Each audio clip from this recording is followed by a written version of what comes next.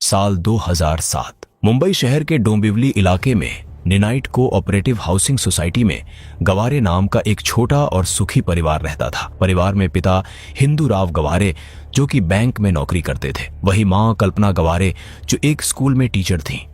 इनके 2 बच्चे थे, जहां बड़ी बेटी शीतल थी जो उस समय लंदन में पढ़ाई कर रही थी और वहीं छोटी बेटी स्नेहल थी। स्नेहल 21 साल की थी और मुंबई के अंधेरी स्थित Sardar Patel college of engineering में मैकेनिकल इंजीनियरिंग की पढ़ाई कर रही थी। वो 2nd ईयर की स्टूडेंट थी। वो अपने बैच की टॉप स्टूडेंट्स में गिनी जाती थी। पढ़ाई के साथ साथ उसे घूमने फिरने, ट्रैकिंग और एडवेंचर का भी शौक था। जून 2007 में कॉलेज के कुछ दोस्तों ने ट्रैकिंग पर जाने का प्लान बनाया। स्नेहल भी उनके साथ चली गई। कई दिनों तक दोस्तों के साथ सब कुछ शानदार था, लेकिन वापसी से ठीक पहले एक दुर्घटना हो गई। ट्रैकिंग के दौरान उसका पैर का अंगूठा बुरी तरह चोटिल हो गया। उसे अस्पताल ले जाया गया। डॉक्टरों ने जांच के बाद साफ कहा कि स्नेहल को कम से कम 1.5 महीने का पूरा आराम जरूरी है। स्नेहल घर लौट आई। वो लगभग 1 महीने से घर पर ही आराम कर रही थी। फिर 19 जुलाई 2007 को गुरुवार की सुबह सब कुछ सामान्य था। पिता रोज की तरह नौकरी पर निकल गए। लगभग 11 बजे के आसपास मां कल्पना भी स्कूल चली गई। घर में स्नेहल अकेली थी। दोपहर 3:28 पर कल्पना के मोबाइल पर स्नेहल के नंबर से एक SMS आया, लेकिन उस समय उन्होंने उसे तुरंत नहीं देखा। शाम को जब वो स्कूल से घर लौटी तो घर में एक अजीब तरह का सन्नाटा था। उन्होंने स्नेहल को आवाज दी, लेकिन स्नेहल ने कोई जवाब नहीं दिया। स्नेहल की चप्पल दरवाजे पर पड़ी थी। चश्मा और ब्रेसलेट कमरे में रखा था। सब कुछ सामान्य लग रहा था, बस स्नेहल वहां नहीं थी। अब उनकी घबराहट बढ़ने लगी।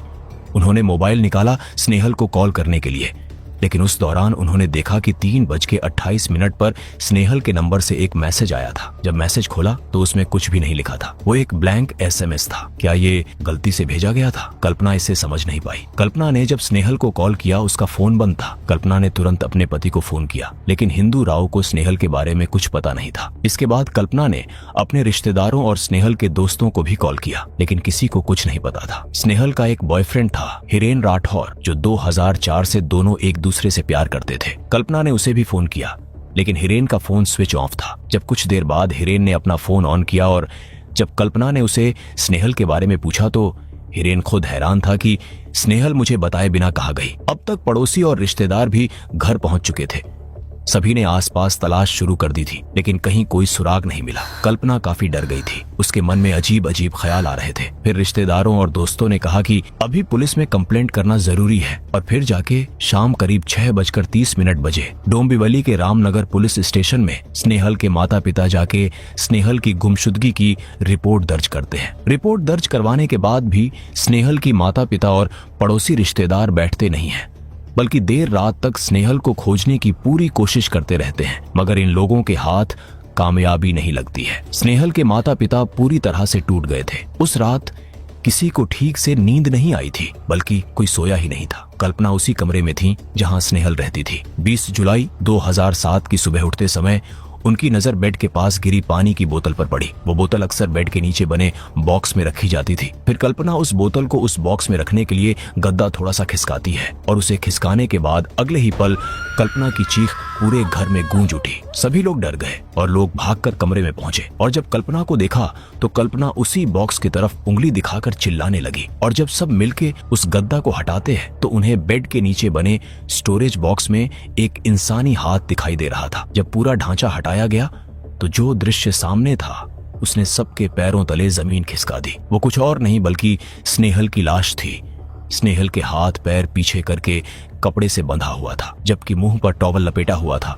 वो पूरी रात उसी कमरे में उसी बेड के नीचे पड़ी रही जहां ऊपर लोग सोते रहे। ये सोचकर ही वहां मौजूद सभी लोगों के रोंगटे खड़े हो जाते हैं। वो पूरी तरह से हैरान रह जाते हैं। तुरंत ही स्नेहल के पिता ने पुलिस को कॉल किया और जब पुलिस मौके पर पहुंची तो पुलिस ने कहा कि ये मर्डर केस हो सकता है, इसीलिए बॉडी को पोस्टमार्टम के लिए भेजा गया। और जब पोस्टमार्टम की रिपोर्ट आई तो पता चला कि मौत दम घुटने से हुई थी। किसी प्रकार का कोई सेक्सुअल असॉल्ट नहीं हुआ था। पुलिस ने जब क्राइम सीन की जांच की तो देखा कि घर से कोई कीमती सामान गायब नहीं था, बस एक सोने की चेन और उसका नोकिया N72 मोबाइल फोन नहीं था। और घर में जबरन घुसने के कोई निशान भी नहीं थे। तो पुलिस ने कहा कि इसका मतलब हत्यारा या तो घर का था या फिर ऐसा व्यक्ति जिसे स्नेहल अच्छी तरह जानती थी। पुलिस ने जब स्नेहल के माता पिता से पूछा तो उन्होंने बताया कि उनका शक हिरेन राठौर पर है, जो कि उसका बॉयफ्रेंड था। मां ने पुलिस को कहा कि पिछले एक हफ्ते से दोनों के बीच झगड़ा चल रहा था, बातचीत भी कम हो गई थी। तो ऐसे में उन्हें लगा कि वो शायद घर आया होगा और उसी ने उनके बेटी की हत्या की। जिसके बाद पुलिस ने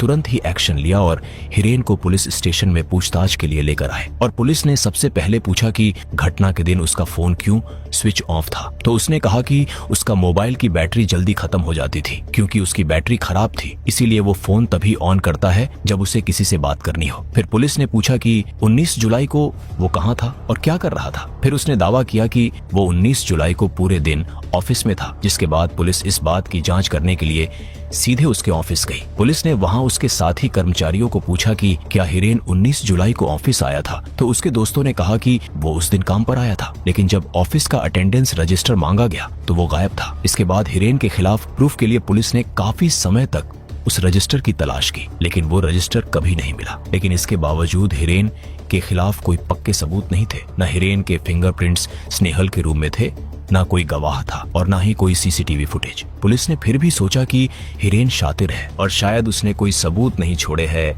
इसीलिए उसका साइकोलॉजिकल टेस्ट और ब्रेन मैपिंग कराया गया। लेकिन ये सब करने के बाद भी कुछ साबित नहीं हुआ और हिरेन के खिलाफ कोई ठोस सबूत नहीं मिले, क्योंकि उसके खिलाफ कोई सबूत नहीं थे। इसीलिए हिरेन को पुलिस ने छोड़ दिया और जाने को कहा। लेकिन पुलिस का शक खत्म नहीं हुआ। पुलिस ने उस पर नजर बनाए रखी थी। पुलिस अब जांच को और आगे लेकर गए और अब शक के नजर में स्नेहल के माता पिता थे। जब पुलिस ने उनसे पूछताछ की तो पता चला कि पिता हिंदू राव को शक था कि उनकी पत्नी कल्पना का किसी रिश्तेदार जिसका नाम अनिल जावलेकर था, उससे संबंध था। फिर जाके पुलिस को लगा कि शायद कल्पना के इस अफेयर के बारे में स्नेहल को पता चल गया होगा, इसीलिए कल्पना ने अनिल के साथ मिलकर स्नेहल की हत्या की। पूछताछ में कल्पना ने रोते हुए इस बात को साफ इनकार कर दिया, लेकिन पुलिस का शक था, इसीलिए उन्होंने कल्पना का भी पॉलीग्राफ टेस्ट और ब्रेन एनालिसिस किया। लेकिन उस टेस्ट में कल्पना के खिलाफ कोई सबूत नहीं मिले। अनिल से भी पूछताछ की गई थी, लेकिन वो भी बच गया। इसके बाद पुलिस का शक स्नेहल के पिता हिंदू राव के ऊपर आया, क्योंकि जब हिंदू राव के बारे में जानकारी निकली तो पता चला कि उनकी बड़ी बेटी शीतल ने कुछ महीनों पहले अपने पिता पर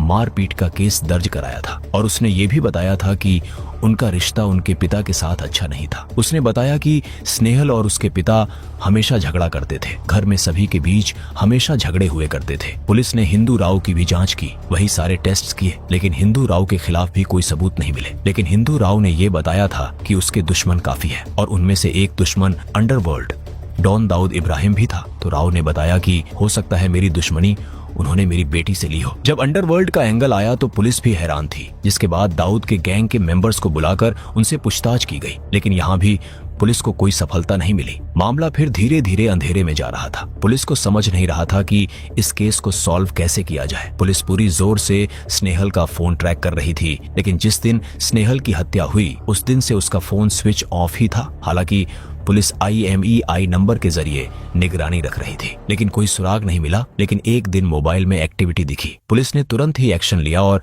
ट्रेस करने पर पता चला कि कांदीवली के एक दुकानदार मनसुख शिवाजी पाटिल के पास ये फोन था। पुलिस ने तुरंत उस आदमी को हिरासत में लिया और पूछताछ में उसने बताया कि किसी अजनबी ने उसे सिर्फ 3,500 रुपए में मोबाइल बेचा था। क्योंकि मनसूख पाटिल उस आदमी का चेहरा पहचानता था, इसीलिए पुलिस ने उसकी मदद से एक स्केच बनाया और जब स्केच तैयार हुआ और जब उस स्केच को स्नेहल के परिवार को दिखाया जाता है तो कोई भी उसे पहचान नहीं पाता। पुलिस को मनसूख के खिलाफ भी कोई सबूत नहीं मिले, इसीलिए पुलिस उसे भी छोड़ देती है। इसके बाद जब पुलिस को फोरेंसिक रिपोर्ट हाथ लगी तो उसमें कमरे से मिले फिंगरप्रिंट्स घर वालों से मैच हो रहे थे, लेकिन पुलिस को लगा कि ये सामान्य था क्योंकि कई लोग वहां आ जा रहे थे और रात में सभी वहां रुके थे। उस बेसिस पर किसी को अरेस्ट नहीं किया जा सकता था। हालांकि उन्हें हिरेन के फिंगरप्रिंट्स चाहिए थे, लेकिन हिरेन के फिंगरप्रिंट्स नहीं मिले। हिरेन इसके बाद पुलिस स्टेशन जाता है और उनसे परमिशन मांगता है कि उसे अपनी पढ़ाई करने के लिए विदेश जाना है। पुलिस के पास हिरेन के खिलाफ कोई सबूत नहीं थे,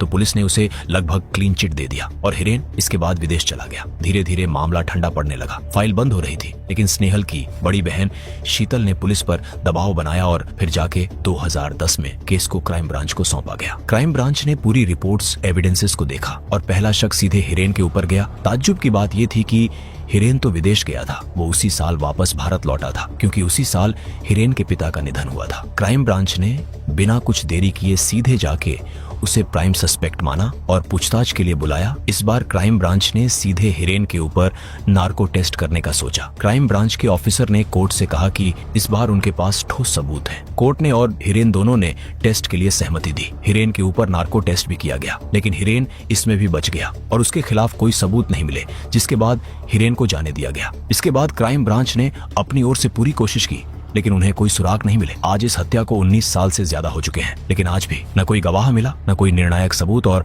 न किसी को कोई सजा मिली। केस आज भी खुला हुआ है, लेकिन सच अब भी कहीं छिपा है। दोस्तों, अगर आपको ये वीडियो पसंद आई हो और आप चाहते हैं कि हम ऐसे ही और भी क्राइम केसेस आपके सामने लाए, तो इस वीडियो को लाइक जरूर करें और चैनल को भी सब्सक्राइब करें।